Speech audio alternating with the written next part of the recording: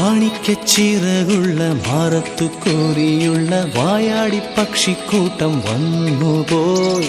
കാടൊന്നു കാണാനായി കൂടൊന്നു കൂട്ടാനായി ആകാശപ്പുഴ നീതി കുതിച്ചുപോയി. കണ്ടു മലനിര